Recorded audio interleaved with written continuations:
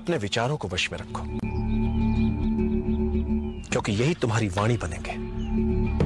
अपनी वाणी को वश में रखो, क्योंकि यही तुम्हारा कर्म बनेगी। अपने कर्मों को वश में रखो, क्योंकि यही तुम्हारी आदत बनेंगे। अपनी आदतों को वश में रखो, क्योंकि यही तुम्हारा चरित्र बनेगी। और अपने चरित्र को वश में रखो, क्योंकि इसी से तुम्हारा भाग्य बनेगा। कोई व्यक्ति असाधारण नहीं होता, किंतु जब साधारण व्यक्ति असाधारण परिस्थितियों में फंस जाता है तो उन्हें सुलझाते समय वो साधारण व्यक्ति भी असाधारण दिखने लगता है। सच्चे राजा का यही गुण है कि उसे राज सिंहासन मित्रों के विश्वास, सहयोग और प्रेम से मिले। ये नहीं कि बस बिठा दिया किसी को भी राजगद्दी पर। सम्राट होते नहीं, बनाने पड़ते हैं। अखंड भारत बनाने के लिए पहले उसके सपने दिखाने पड़ते हैं। यदि तुम एकाग्रचित हो सको, अपने शरीर के साथ साथ अपने मन पर भी अधिकार कर लो, तो एक साधारण शरीर भी असाधारण कार्य कर सकता है, चाहे जितनी पीड़ा हो। यदि तुम्हारा मन उस पीड़ा को माने ही ना तो। इतिहास में ऐसे कई वीरों के विवरण हैं जिनका सर धड़ से अलग हो गया, किंतु वो युद्ध में लड़ते रहे, रक्त की अंतिम बूंद तक लड़ते रहे। उन योद्धाओं को गौरवान्वित करो, बता दो उन्हें कि अब तुमने संभाला है उनका उत्तरदायित्व। सत्ता में वो शक्ति होती है जो दूसरों का भला कर उन्हें अपना आज्ञाकारी बना सकती है, और जिनके पास अधिकार होता है वो किसी को भी आज्ञा देकर अपनी बात सुनने के लिए विवश कर सकते हैं। सुलगती हुई आग जब तक हमारे वश में होती है तब तक हम उसका उपयोग कर सकते हैं, किंतु भड़की हुई आग निरंकुश होकर सर्वनाश कर देती है। इसीलिए संयम से काम लो।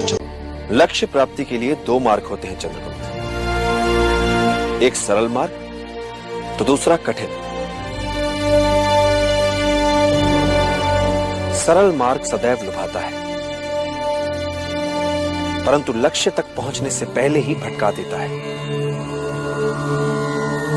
एवं दूसरा कठिन मार्ग वो लंबा हो सकता है, किंतु लक्ष्य तक अवश्य पहुंचाता है। किसी भी महत्वपूर्ण कार्य से पहले आंखें मूंद कर उसके बारे में स्वप्न देखना लाभदायक हो। युद्ध में जिन जिन परिस्थितियों की योजनाएं बनाई जाती हैं, स्वप्न में उन परिस्थितियों के बीच स्वयं को देखना, घटनाओं के घटित होने से पहले स्वप्न में घटनाओं में जी लेना, यह भी एक प्रकार की तैयारी ही होती है। एक महान योद्धा की क्या पहचान होती है चंद्रगुप्त? जो ही वो युद्ध में जीते, विजय उत्सवों में अपना समय गंवाए बिना अगले लक्ष्य को प्राप्त करने की योजनाओं में लग जाए। युद्धकाल में सबसे मूल्यवान निधि होती है सूचनाएं और जानकारियां।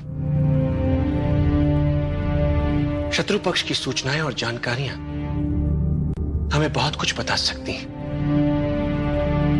और जब हम इन्हें प्राप्त कर लेते हैं तो ये हमारी व्यूह रचना को बल ही नहीं देती, आधार भी देती हैं और उन्हें धार भी देती हैं। आदर्श विद्यार्थी वो है जो किसी भी परिस्थिति में सीखने के लिए सदैव तत्पर है। छोटे से मिले, बड़े से मिले, जहां से भी मिले, उसे मात्र शिक्षा ग्रहण करनी है। इच्छित विद्या अपनों से मिले, परायों से मिले, मित्रों से मिले या शत्रुओं से मिले, उसका लक्ष्य हर मूल्य पर विद्या, चाहे उसे मान मिले या अपमान मिले। गुरु जो सिखाए उसे सीखो, जो कहे वो करो, शेष मुझ पर छोड़ दो। तुम्हें सीखने में किसी से पीछे नहीं रहना चंद्रगुप्त। जब भी कोई योजना बनाओ और यदि वो सफल हो जाए तो क्या उससे बाहर कैसे निकलोगे? इस पक्ष को सदैव याद रखो। नेतृत्व क्या होता है? शत्रु या विपरीत परिस्थितियों के प्रति मन में उनका सम्मान होना। एक अच्छा राजा वो नहीं जो आक्रमण करना जानता है। एक अच्छा राजा वो है जिसे पीछे हटना भी आता है, पुनः संगठित होने के लिए समय जुटाना भी आता है। पीछे हटने में कोई लज्जा नहीं। अगले दिन नए उत्साह से लड़ पाओ। सफलता की कुंजी अपने निर्धारित लक्ष्य की ओर ध्यान केंद्रित करने में होती है, न कि ऐसी बातों में उलझने में जो आगे चलकर हमें संकट में लाए या फिर हमें निर्बल बनाए। जब भी लोग तुम्हारे प्रति अचानक अपना व्यवहार बदल लें तो उनसे बहुत संभल कर रहना। आत्मिक ज्ञान से बड़ा कोई आनंद नहीं, कामुकता से बड़ी कोई व्याधि नहीं, और शारीरिक आकर्षण से बड़ा कोई शत्रु नहीं। अच्छे और बुरे लोगों में अंतर होता है आत्मा का। होता क्या है चंद्रगुप्त कि कभी कभी अच्छे लोग बुरों को सबक सिखाते समय अपनी आत्मा की मूल अच्छाई को ही भूल जाते हैं। वो बुरों जैसे हो जाते हैं। इस बारीक अंतर को सदैव याद रखो चंद्रगुप्त, क्योंकि यही अंतर मानव को पशु होने से बचाता भी है। बुरों को पाठ पढ़ाओ, किंतु ऐसा करते समय पशु मत बन जाओ। कोई भी बड़ा कार्य करने के लिए मात्र उचित योजना ही आवश्यक नहीं, उस योजना में संपूर्ण आस्था की भी आवश्यकता होती है। योजना यदि अच्छी है तो उस अभियान को पूरा करने वाले निर्णय भी अच्छे होंगे। इसलिए गुणीजन कह गए, अच्छी योजनाएं असंभव दिखने वाले स्वप्नों को भी जीवंत बना सकती। नियति तो यही कहती है कि अधिक पाना है, और अधिक पाने के लिए बहुत खतरा उठाना पड़ता है। कुछ लोग खतरा नहीं उठाते, जीवन जैसे चल रहा है बस जीते चले जाते हैं। पर जो प्रगति करना चाहते हैं, ऊपर उठना चाहते हैं, जो कुछ उनके पास है उसे दांव पर लगाने से नहीं डरते।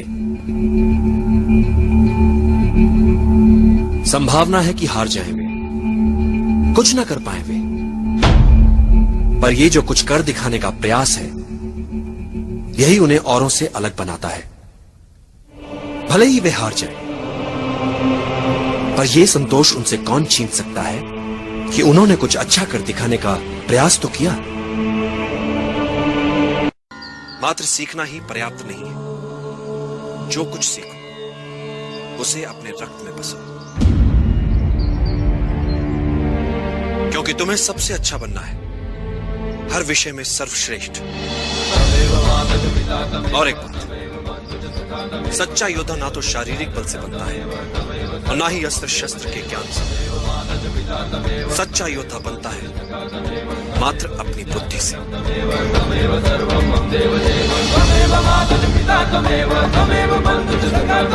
चुनौतियां तुम्हारे सामने वस्त्र बदल बदल कर आएंगी। यदि तुम्हें अपना लक्ष्य याद रहा तो हर चुनौती, हर परीक्षा तुम्हें कुछ न कुछ अवश्य सिखाएगी।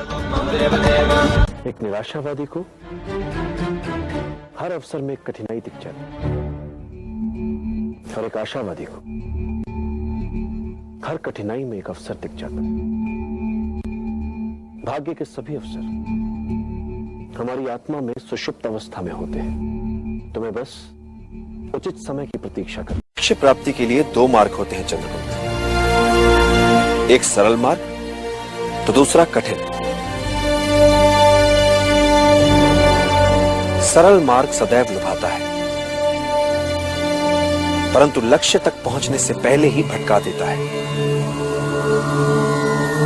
एवं दूसरा कठिन मार्ग, वो लंबा हो सकता है किंतु लक्ष्य तक अवश्य पहुंचाता है। कि शत्रु जो चाल चले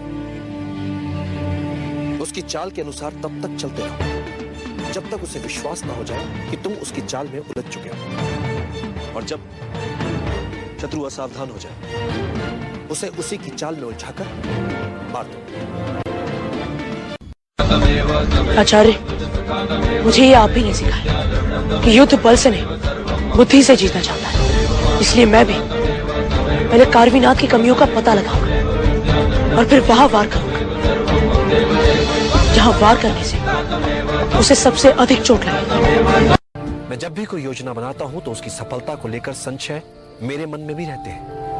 मैं योजना की परिकल्पना को अनुभव और अंतर्दृष्टि के साथ सोचे समझे संभावित संकटों का ध्यान रखते हुए कार्य में लाने का प्रयास करता हूं,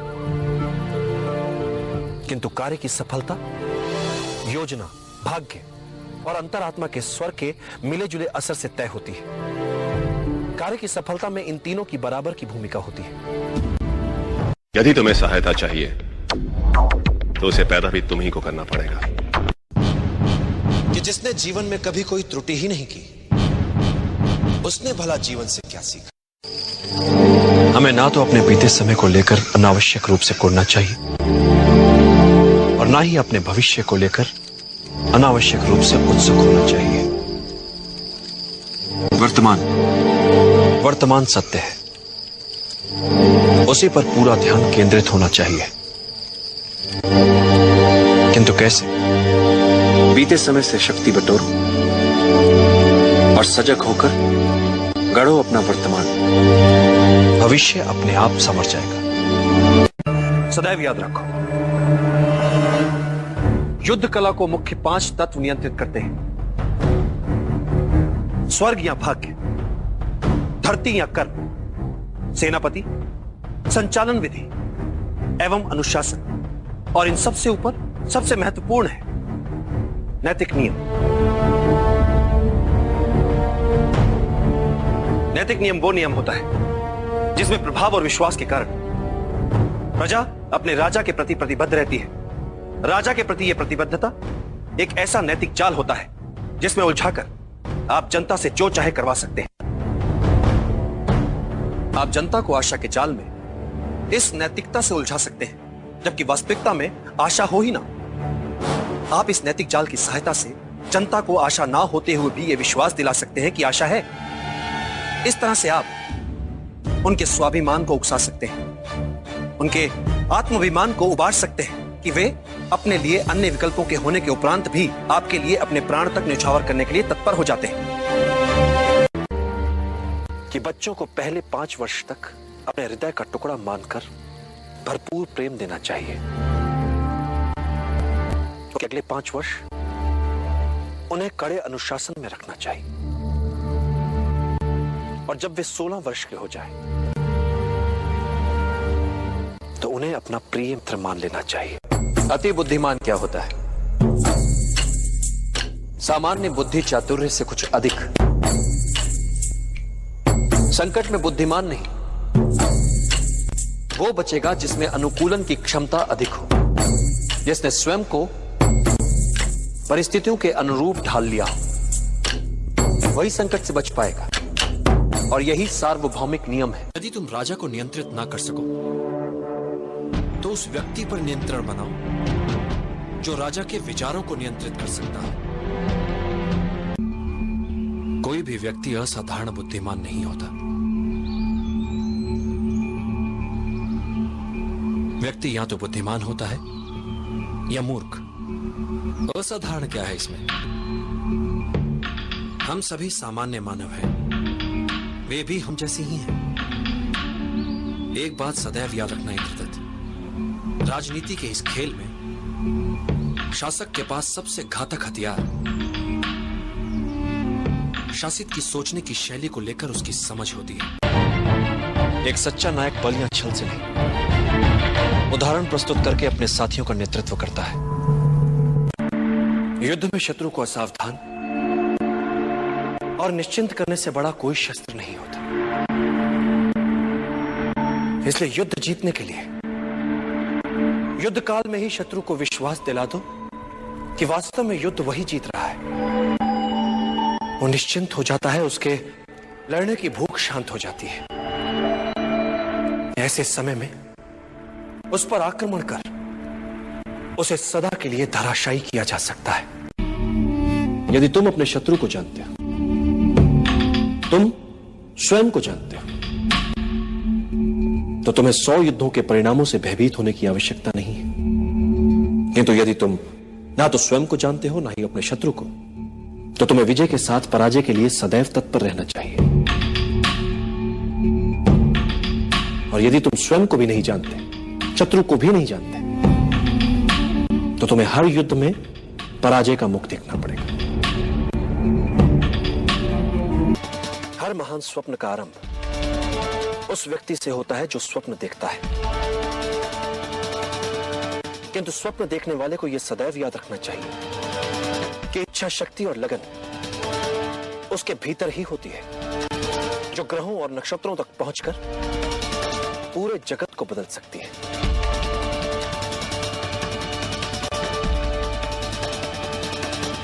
एक बात और चंद्र, सभी विचार अचानक अपने नहीं हो जाते। सभी स्वप्न यकायक मूर्त रूप नहीं ले लेते। इसके लिए व्यक्ति को धैर्य के आसन पर जमकर बैठने का अभ्यास करना होता है, क्योंकि नियति जब घटनाओं की गति को विराम देती है तो समझ लेना चाहिए कि वो हमें उचित अवसर की प्रतीक्षा करने का संकेत दे रही है। इसलिए धैर्य का साथ कभी मत छोड़ो। समय का धड़कने वाला हृदय ही संभावना होती है। भले ही ये लोग आज तुम्हें नहीं सुन रहे चंद्रकांत, किंतु जब ये तुम्हें समझेंगे तब तुम्हें सुनेंगे भी और तुम्हारा साथ भी देंगे। बस तुम्हें उचित समय की प्रतीक्षा ही तो करनी है। सबसे बड़ा शस्त्र मनुष्य की बुद्धि और उसका विवेक होता है। एक बुद्धिमान योद्धा अपने बुद्धि, चातुर्य और विवेक से किसी भी युद्ध में विजयी हो सकता है, फिर परिस्थितियां चाहे कितनी ही विषम क्यों ना हो। मनुष्य जब बुद्धि से तनाव में होता है, चिंताग्रस्त होता है, तब उसका चित्त भी संशय में होता है। ऐसे समय में उसके मस्तिष्क, उसकी बुद्धि से खेला जा सकता है, अपने विचार उस पर रोपे जा सकते हैं। मैंने सदा कहा है, वर्ष भर में फल चाहिए तो धान की बुवाई करो, 10 वर्षीय योजना हो तो पेड़ उगाओ, और योजना यदि जीवन भर की हो तो लोगों को शिक्षित करो। नेता वो है जो दल के हर सदस्य को साथ ले, उनकी क्षमताओं का उचित उपयोग ले और हर परिस्थिति का सामना करते हुए अपने लक्ष्य को प्राप्त करे। हम अकेले आए हैं, अकेले ही जाएंगे। जैसे कर्म करेंगे वैसे ही फल पाएंगे। जो बीत गया उसे भूल जाओ, जो कर रहे हो उस पर विश्वास रखो, जो होगा उसकी चिंता छोड़ दो। बस तुम्हें मात्र अपने कर्म करने हैं। पुरस्कृत करने का कार्य नियति का है, करेगी। अच्छे कर्म, अच्छे ही फल। अनित्य होती है पराजय। व्यक्ति चाहे तो फिर से प्रयास कर सकता है विजय के लिए।